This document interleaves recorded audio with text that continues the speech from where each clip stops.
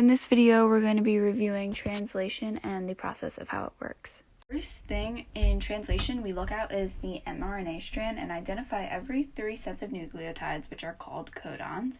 They are used to form the sequence of tRNA, and they are also used for coding of an amino acid, which we'll see later. Then when tRNA enters, we need to figure out what is called the anticodons. This is discovered using the mRNA strand. Using the same method we use in transcription, we match up G to C, U to A, and vice versa. Then we are introduced to the sequence of amino acids that is created using our codons. Then tRNA becomes useful in this situation later when the amino acids need to travel. At first, in order to determine what amino acids attach themselves to the tRNAs, we need to look at what is called a codon chart, which you can see here. You can follow the order of every set of codon in the mRNA strand, which will result in finding the correct amino acid you need. Anticodons, though, are attached to the bottom of the tRNA. They are different than codons, and they will not be used here. Using the codon chart, AUG translates to methionine. Follow the first letter A in red, then U in green, then G very small but in blue, which leads to the correct amino acid methionine. Then you're going to use this process for all of the other amino acids that are going to attach to the tRNA.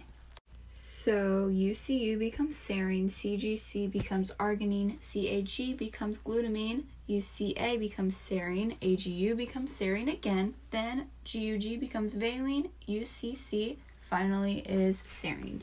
This is a ribosome, which has 2 sites where transfer RNAs carrying amino acids bind.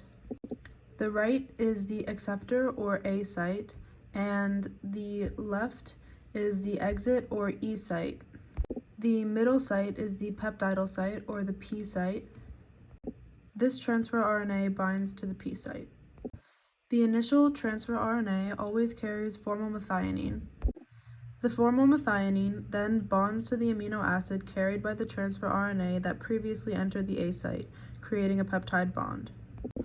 The ribosome then travels the distance of 1 codon, and the transfer RNA that carried the formylmethionine is sent to the E site where it is released.